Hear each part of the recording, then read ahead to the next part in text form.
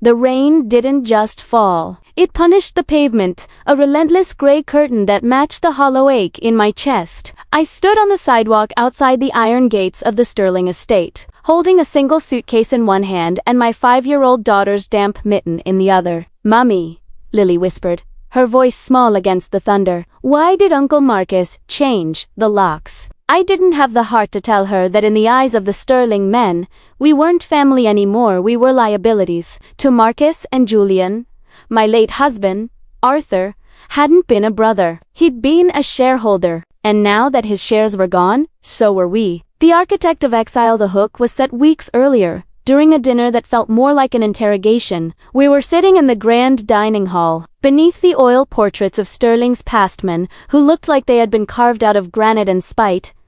Arthur had been gone for exactly 21 days. Marcus, the eldest, swirled a glass of vintage Bordeaux that probably cost more than my first car. Julianne sat opposite him, tapping a rhythmic, nervous beat on the table with a gold fountain pen. "We've reviewed the logistics, Clara," Marcus said, his tone as dry as a legal brief. "The manor is 18,000 square feet. The property taxes alone are a leviathan. With Arthur gone, the family footprint needs to shrink." "Shrink?" I asked, my fork frozen halfway to my plate. "This is Lily's home. She was born in the bedroom upstairs. She thinks the oak tree in the garden is her best friend." Julian chimed in, not looking up from his pen. "A child is a chaotic variable, Clara.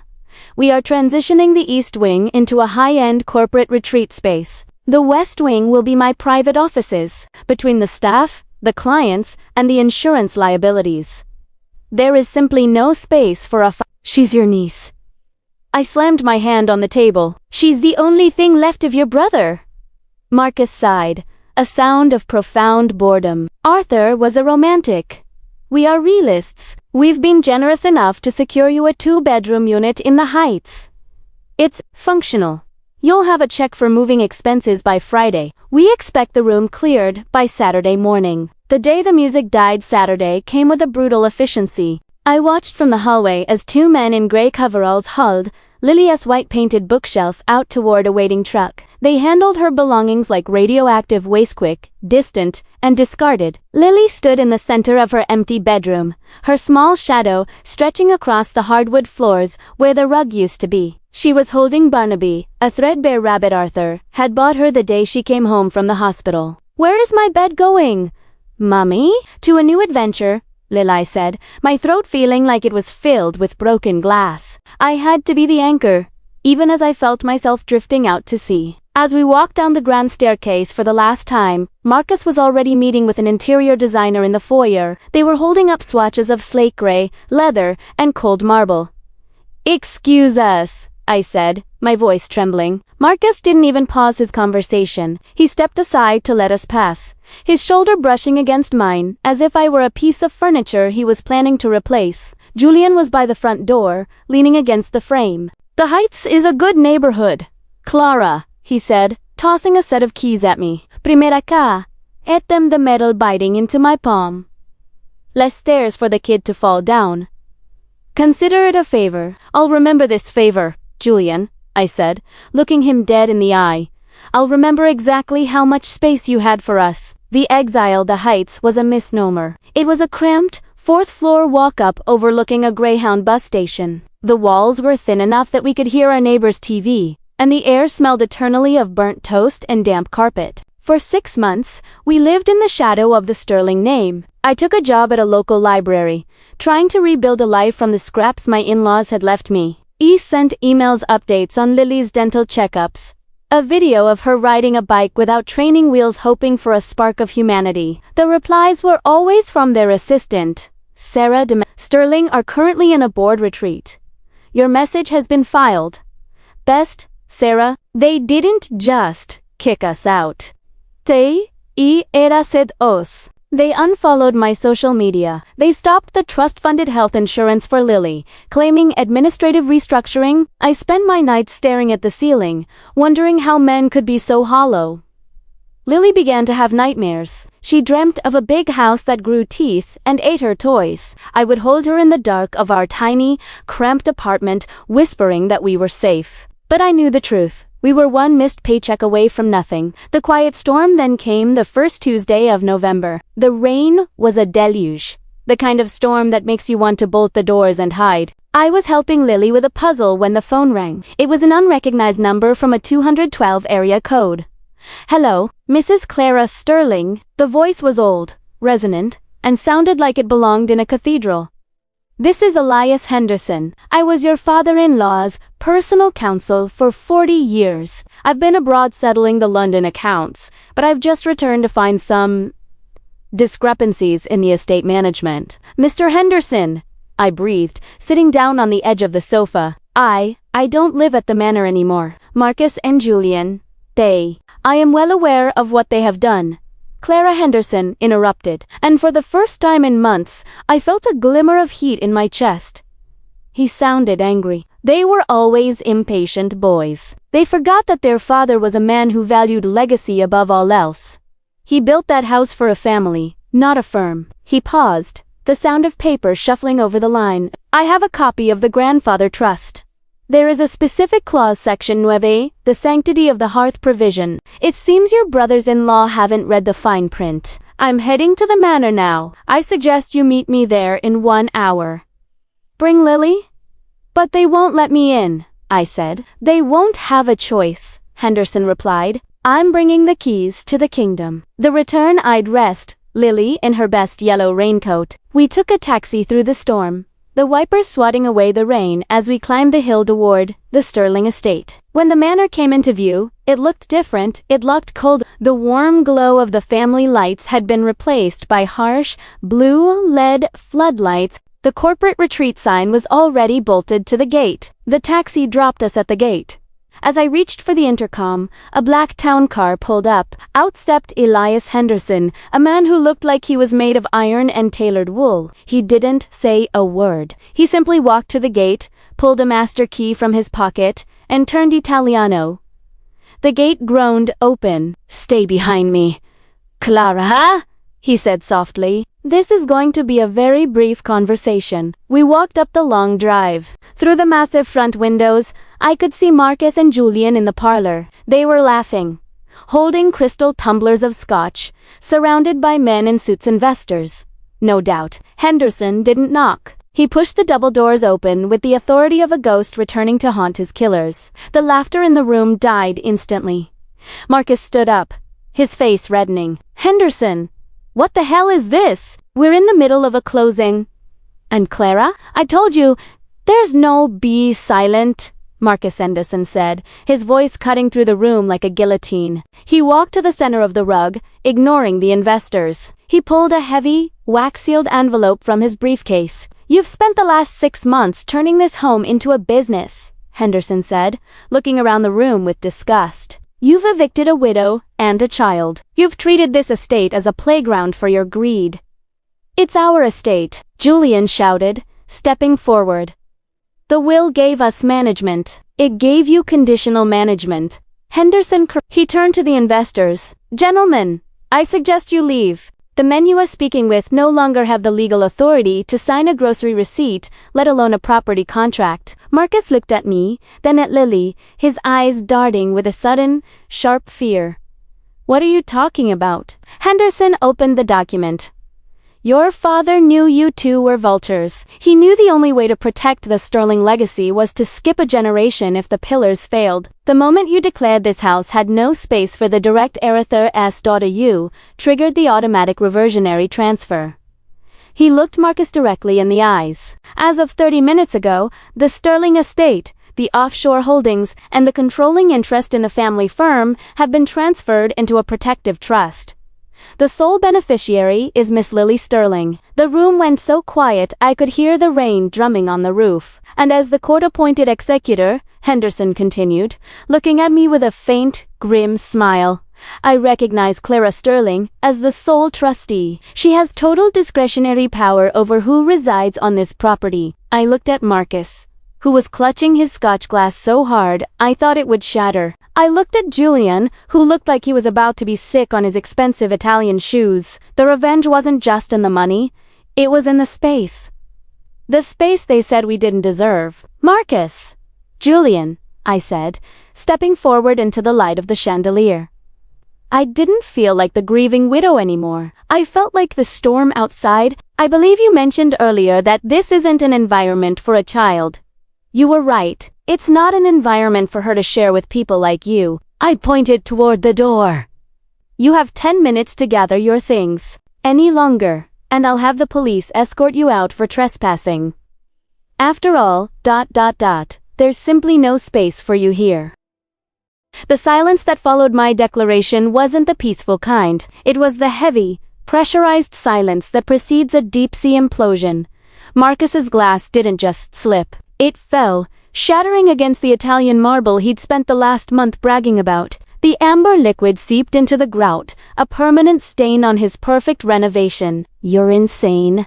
Marcus finally wheezed, his face transitioning from a ghostly white to a mottled, ugly purple. Henderson, this is a parlor trick, a senile old man's fantasy. Our father left the management to us. We are the directors of Sterling Holdings. Mr. Henderson didn't blink. He reached into his briefcase and pulled out a stack of notarized documents bound in heavy blue ribbon. He didn't hand them to Marcus. He handed them to me. Management is a privilege, Marcus, not a right, Henderson said, his voice echoing off the high ceilings. Section 9 paragraph C, the Legacy Preservation Clause. Your father was many things. But he was not a fool. He knew your greed was a fire that would eventually consume the house. He built in a fire suppression system. The moment you officially filed the commercial conversion, paperwork for the nursery and the primary suites, effectively declaring there was no residential space for Arthur S. Lagnew, triggered a breach of fiduciary duty. The trust didn't just suggest a change. It executed a total pivot. Julian, always the one to look for a loophole, scrambled toward the investors who were still standing awkwardly by the sideboard. Gentlemen, ignore this. This is a domestic dispute. Our contract for the West Wing luxury suites stands. One of the investors, a silver-haired man who had been watching me with a mixture of pity and newfound respect, set his glass down. Actually, Julian, if the title has reverted to the child's trust, your signature on our contract is legally worthless. In fact, it's fraud. The investors didn't wait for an explanation. They didn't offer handshakes. They grabbed their coats and vanished into the rainy night, leaving the Sterling directors standing in a hollowed-out kingdom. The audit of souls for the next hour, the manor became a battlefield of paperwork. Henderson led us into the library, the one room Marcus hadn't managed to strip of its soul yet. I sat in Arthur's old leather chair, Lily curled up in my lap, fast asleep despite the storm. The weight of her small body felt like an anchor, keeping me from floating away in the sheer surreality of the moment. Here is the reality, Clara, Henderson said, laying out the ledgers. The brothers haven't just been cold. They've been criminal. They redirected the maintenance fund into a private shell company to fund their renovations. They stopped the child's educational They even attempted to devalue the property to buy out Arthur's remaining ghost shares for pennies. They wanted us gone so there would be no witnesses, I whispered, stroking Lily's hair. Exactly. But, because the trust is now under your control as the lead trustee, you have the power of retroactive reclamation. Every cent they took from the estate to build their offices, you can claw it back. The cars they bought on the company dime, yours. The luxury apartments they've been keeping in the city, paid for by the trust and, therefore, subject to your oversight. The door burst open. Marcus and Julian marched in, followed by a frantic-looking Sarah, their assistant. We aren't leaving, Marcus barked. We'll tie this up in probate for a decade. We have the best lawyers in the city on retainer. On the trust's retainer, Henderson corrected mildly. Which Clara just revoked. You're effectively self-funded now, Marcus, and given your personal credit leverage against the manor's expected revenue, I'd say you have about 3 days before the banks start calling in your personal lines. Julian looked like he wanted to cry. Clara, be reasonable. We're family. We were just trying to modernize the brand. Think of the Sterling name. I am thinking of it, I said, standing up. Felt that cold, sharp clarity I'd never known before. I am thinking of how you let your niece live above a bus station while you picked out marble for your private bar. I am thinking of how you told me there was no space for a 5-year-old girl in her own father's house. I walked over to the desk and picked up a black felt-tip pen. I signed the eviction commencement forms Henderson had prepared. I'm not a monster, Marcus. I won't throw you out into the rain tonight. You have until 8 a.m. tomorrow. After that, the security team I've just authorized will be changing the codes. You can take your clothes and your personal electronics. The furniture stays. The art stays. The wine stays. The longest night I didn't sleep. I spent the night wandering the halls of the manor, Lily tucked safely into her old bed, which the movers hadn't quite managed to haul away yet. It was surreal to see the office signs taped to the doors of rooms that used to hold laughter. At 3 a.m., I found Julian in the kitchen, staring into a half-empty bottle of scotch. He looked diminished. The bravado of the sterling man had evaporated, leaving behind a middle-aged boy who didn't know how to work a microwave. You really hate us, don't you? He asked, his voice thick. I don't hate you, Julian, I said, leaning against the doorframe. Hate takes energy. I'm just, indifferent. You chose a ledger over a niece. You chose a retreat center over a brother's memory. I am just the person holding the mirror up so you can see what you've become. We'll sue, he muttered. But there was no conviction in it. With what? Henderson told me about the bad actor clause. If you sue the trust and lose which you forfeit your remaining personal stipends. You'd be penniless. Is it worth the risk? He didn't answer. He just slumped further into his chair. Las 8 a.m. The clearing the morning sun was surprisingly bright, reflecting off the puddles in the driveway. A team of professional security guards stood by the front door, their faces like stone. Marcus came down the stairs first, carrying 2 expensive leather suitcases. He looked older, the lines of stress around his eyes etched deep. He stopped in front of me, his jaw tight. You think you've won? He hissed. But this house is a cage, Clara. The taxes, the staff, the vultures, it'll eat you alive just like it did our father. You'll be begging us to come back and manage it within a year. If it's a cage, Marcus, then I'm happy to be the one with the key, I replied. And don't worry about the management. I've already rehired the staff you fired to cut costs. They're much better at their jobs than you were at yours. Julian followed, looking defeated. He didn't even try to speak. He just walked past me, his head down, clutching a laptop bag like it was a life raft. As they walked down the drive, I noticed their Sterling Holdings SUVs were agone repossessed by the Trust's fleet manager an hour earlier. A yellow cab was waiting for them at the gate. It was the ultimate indignity. The masters of the manor, leaving in a dented Toyota with a squeaky fan belt. I stood on the porch and watched the cab disappear down the hill. The new foundation mommy? I turned to see Lily standing in the doorway, wearing her mismatched pajamas and holding Barnaby the rabbit. She looked out at the vast, empty foyer, then at the sunlight streaming through the stained glass. Is the mean man gone? She asked. Both of them. Honey, I said, kneeling down to hug her. And they aren't coming back. Can I have my playroom back? The one they put the big desks in? No, I said, kissing her forehead. We're going to do something better. We're going to take all those desks and all those corporate things, and we're going to give them away. We're going to turn the West Wing into a school. And the East Wing, that's going to be a place for other kids who don't have enough space. Lily's eyes widened. A school in our house, a school, a library, and a garden, I promised. The Sterling name isn't going to be about offices anymore. It's going to be about room. Room for everyone. Elias Henderson walked up behind us, a rare, genuine smile on his face. The transition papers are ready for your final signature. Clara.